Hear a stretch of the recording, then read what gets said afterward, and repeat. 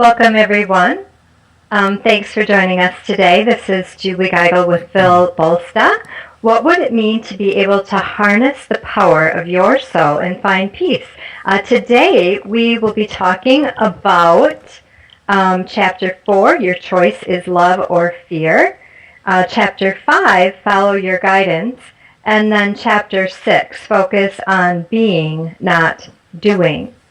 And so this is actually week 2, and today we're talking with Phil Bolsta, the author of Through God's Eyes, Finding Peace and Purpose in a Troubled World. And you can find this book on Amazon at, do you have the link? Yes, godseyesamazon.com. Perfect. And so Phil will be joining us live every Tuesday at 2 p.m. on Blog Talk Radio to help us align with our soul. Our soul is our connection to the divine, whether that's God or spirit or the universe for you. Don't get caught up in that word God if that's not the perfect fit for you, because this book is definitely universal. So for our purposes for the next 6 weeks, we'll be using the word God. And remember, this Life Class Book Club Live is free. Be sure to register at www.juliegeigel.com and just click on the Life Class tab and join now. And then you'll get the reminders. I try to send out a reminder a few hours before we go live because I know how busy everybody is. So wonderful. You know, Phil, I was just so looking forward to our time together today. I really am enjoying this book. Wonderful. I'm so glad to hear that. That's why I wrote it. I was hoping people would find value in it and enjoy reading it. Yes, definitely. But let's jump right in because our time goes so fast. It's just crazy. So Chapter 4, Your Choice is Love or Fear. Mm-hmm. And I've certainly written down a few quotes that really sparked my soul. But my favorite one I wanted to start with is on page 97. Mm-hmm. And you talk about, this is so powerful because I think a lot of us are experiencing it. The nearer we get to God, the more desperate our ego becomes. That's very true. The nearer we get to God, the more desperate our ego becomes, because the ego's dominance over spirit depends on the belief that we are separate from God. And what is God? Unconditional love. So the nearer we get to God, the nearer we get to unconditional love, the more desperate our ego becomes, because the ego knows it has no power in the face of unconditional love, the love of God. And that leads really to the conclusion: the deeper your surrender to God, meaning the deeper your alignment, your will with divine will, the less that fear will have a hold on your life. Because when you align your will with divine will, you look for the blessing in whatever comes your way, you are not ruled by fear anymore. When you are aligned with that divine will, you become more of an instrument of love, of God. And in love, fear has no place. It just drifts away. Yeah, that's so beautiful. And we've done a lot of work, with the book club, with the ego. Mm-hmm. And so would you say that your philosophy with the ego is that it's something to be overcome, something to befriend, something to dissolve? Not dissolve, no. Really, I would say if your ego is driving your quest for enlightenment instead of operating in service to your spirit, enlightenment will remain beyond your reach. All right, Phil, we lost you temporarily. We had a guest wanting to join us. Oh, so okay. If you could review what you just said. Sure. Well, first of all, I'd say the more you empty yourself of your ego and your own self-importance, the more room there is to welcome your spirit. And your ego is not something to be destroyed because you need your ego to operate as a human being. But your ego needs to function in service to your spirit. When you can get that relationship between ego and spirit, instead of having your ego try to call all the shots, your ego supports and serves the higher perspective and goals of your spirit. That's very interesting. So the ego supports and serves the higher goals of your spirit when you're working in alignment with the love of God. Yes, when you're in alignment with divine will, then you are attuned to spirit, spirit with a capital S, meaning God, and spirit with a small s, your own soul, which expresses itself as spirit. And when spirit is the guiding force in your life, in all your choices, then ego takes a back seat but can support spirit. As long as you have that relationship aligned like that, then you can use your ego to the advantage of serving God. So what is the ego's initial purpose? I mean, I've struggled with trying to understand the ego as a friend versus it often appears to me that the ego is actually, well, I don't want to say devil, but that's the part of us that's saying jump, jump. And, I've got God over here saying it's going to be okay, don't jump. And then over here, I've got the ego going, jump, jump. The ego and spirit are just ways that your spirit identifies. You're not going to elevate your own awareness until you align yourself more with your spirit than with your ego. They're polar opposites. And the way I define it is, when the soul aligns itself with the mind and body, then it unconsciously manifests as ego. But when the soul realizes its divine nature, it transcends the body consciousness of the ego, and then small case spirit joyously aligns with large case spirit. So really, the difference between your ego and your spirit is the difference between thinking and awareness. Thinking is realization via the self-contained content of your mind. Awareness is self-realization via conscious attunement with divine intelligence. Okay, you're going to have to say that again. Okay? The difference between your ego and the spirit is the difference between thinking and awareness. Thinking is realization via the self-contained content of your mind. The ego identifies itself with body and mind. Awareness is self-realization via conscious attunement with divine intelligence, meaning spirit. So spirit correlates with awareness, ego correlates with thinking. When you try to think and use your own ego all the time and have that be in charge, you're going to run into problems. But when you align your will with divine will, spirit with spirit, then you become an instrument of spirit, of God. And ego exists only to serve that expression of spirit in your life. Oh. So instead of it being like the devil, it is more like a 2-year-old child wanting its way. That's exactly it. And that is true, because in the book I say that your spirit is the angel on your left shoulder, reassuring that you are a perfect creation of God, you already have everything you need, and your ego is the devil on your right shoulder, whispering you are stronger or weaker than others, that you're entitled to or unworthy of riches, and that you must always look out for number one or for everyone but yourself. And it's really a good analogy that you said, think of the ego as your child, that you just, when your two-year-old child acts up, you have to be patient with it and loving and understanding, but never let that 2-year-old gain control of the situation. Yeah, rule the house. That's right, which all too often happens. Oh, yeah, and it's a nightmare for the rest of you. They're 2 years old until they're 50. That's right, that's right. Yeah, yeah, awesome. Well, that was quite enlightening, definitely.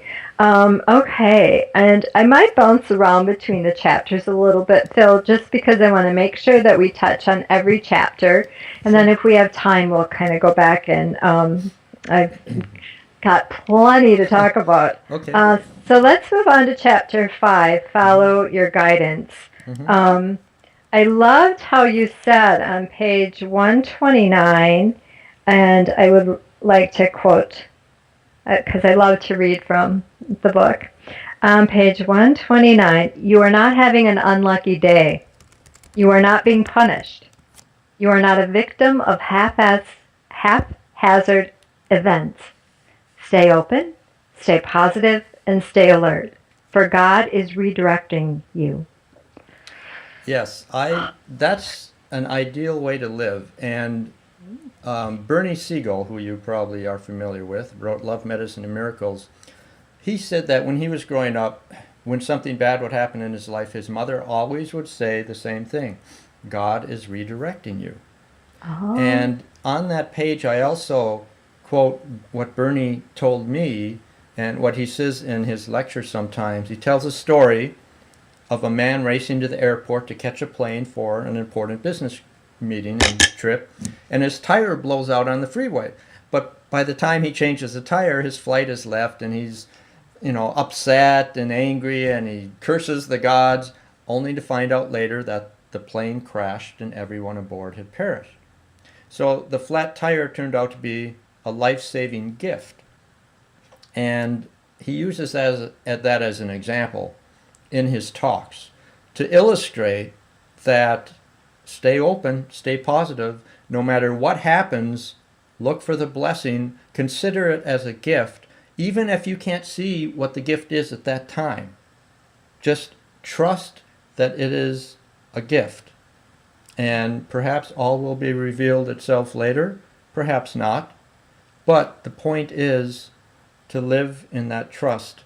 And the way I look at it, I like to say 3 words whenever something happens that I did not want to happen or I think is throwing me off path. I've trained myself to say, as you wish, because that puts me in the position, okay, you know better than I do, God, what's needed in my life. You can see around the corners that I can't, and the corners around the corners around the corners.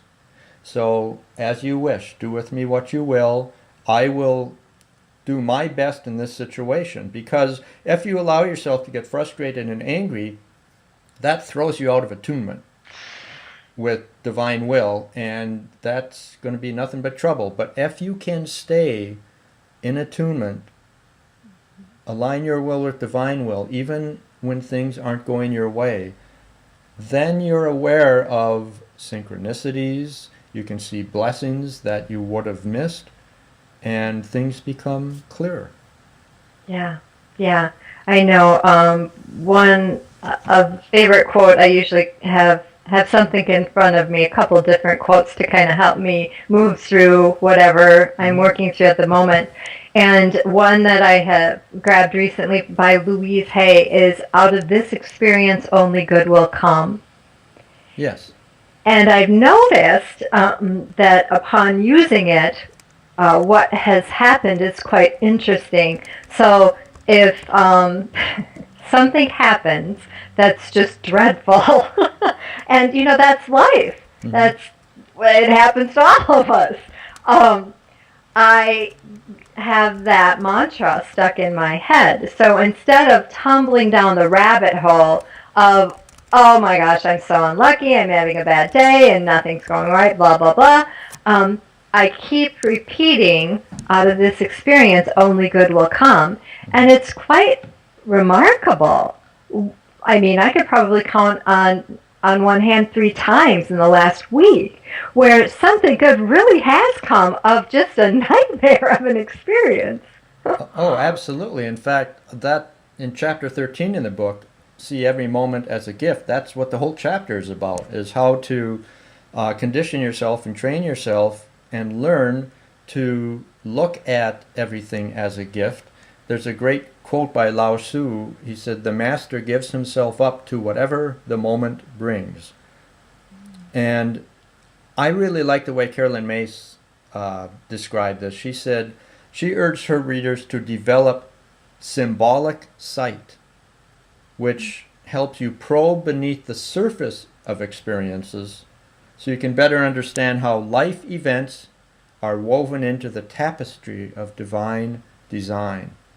So if you can interpret events and relationships and challenges symbolically instead of literally, that helps you perceive the deeper meanings of life experiences. So that's it right there. I think sums it up. Instead of literally, you look at things symbolically. Literally means on the surface of events. Symbolically means open yourself to other interpretations, other possibilities. Yeah, and I love how you say that because I recently had LASIK in September, and I'm having an issue, and I'm not going to put adjectives in there, an issue with dry eyes. And so as I was sitting for an hour waiting for the eye doctor, I was, meditating and trying to go deeper and trying to ask myself, okay, symbolically, what is dry eyes? And so it's about not getting enough oil, the lubrication. So I'm like, okay, how can I expand this to my life or a lesson or learning? Mm-hmm. That's as far as I got. Well, I love this quote. It's by someone unknown. It says, "Experience is the toughest teacher because she gives the test first and then the lesson." And actually, what you said is a really good point, because when you, let me put it this way. A purpose that you can't wrap your mind around is a purpose nonetheless. And even if you're skeptical that a particular event has meaning, acting as if it does, like as you did, maybe the dry eyes has no symbolic meaning, but acting as if it does imbues the event with meaning. Oh. Because if you look for the lessons behind an event, you can always conjure up a few possibilities. And that introspection paves the way for fresh insights, which sparks learning and growth. So ultimately, if the only meaning that an event has is the meaning that you assign to it, it's still meaning. Absolutely. And it's interesting how creative I was with that. Yes, yes. Wow, I can't believe I got that far. I didn't figure it out. Instead of giving yourself over to frustration and being upset, you did some introspection and you thought, okay, what could this be? Right then and there, you're giving yourself more peace, and you're getting some insights into life, because maybe there is no literal connection between what you came up with in your dry eyes, but it got you thinking in a way that did give you some insights, which ultimately attribute some meaning to what you're experiencing. Right. Well, and like I said, the creativity. And as we were just talking about this, my quote kind of whacked me over the head. Out of this experience, only good will come. I need to use that with my dry eye thing. Yes. It's easy to forget the reminders that we try to give ourselves. It is, definitely. That's why I love these opportunities to discuss books with authors. It's amazing. Okay, let's scoot over to Chapter 6, Focus on Being, Not Doing. This is actually my mantra for the year. Okay. On page 163, I come from a long line of workaholics. Mm-hmm. So trying really hard not to fall into that trap. You said on page 163, One day you notice that you are in this world but not of it. All the things that once caused you pain can no longer touch you. Mm-hmm. Mm-hmm. Ah, that just spoke volumes to my heart. Well, that is really straight from the Bible, actually. Jesus said, well, uh, right after that narrative that I wrote, I do quote Jesus, who said, I have told you these things so that in me you may have peace. In this world you will have trouble, but take heart, I have overcome the world. And that's true. When, again, everything comes down to aligning your will with divine will, which essentially is surrender. And when you give your life to serving as a pure instrument of God, of divine will, then you are living solely to please God, and nothing in the world can really touch you where you live. So the external details of your life, which once may have consumed your attention, are little more than an afterthought. Yeah. So, what would you say to people who are addicted to the busyness of life? Well, I'd say that the essence of who you are is not defined by how you earn a paycheck or how you spend your time. What matters is who you are being while you are doing those activities. And shifting your focus from doing to being does not mean that you do away with doing. It means that you recognize that doing flows from being. So if you are being peaceful and filled with joy and love, what you do will flow from that core, as opposed to being frantic and having no peace and just do, and being in the world, in the material world, so thickly that you don't have any concept of peace. So it really starts with being, and everything flows from that.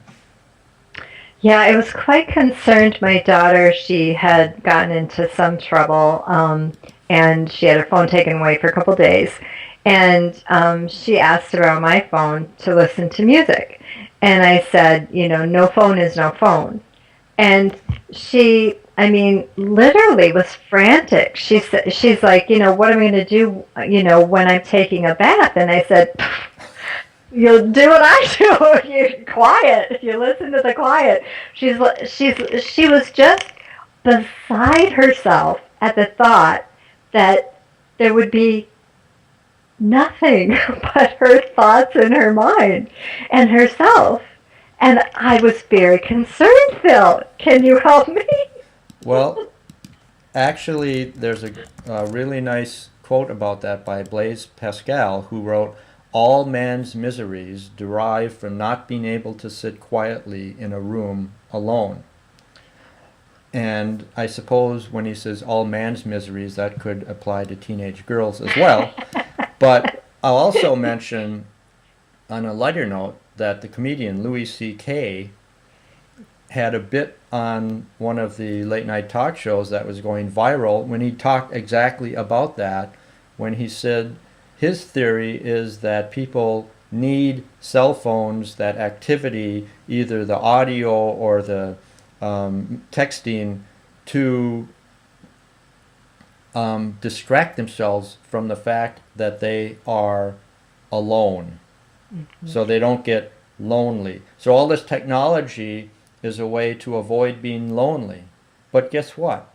There's a better way to avoid being lonely, and that is filling that loneliness-shaped hole in yourself with a relationship with God. Because when you have a relationship with God, you are never lonely.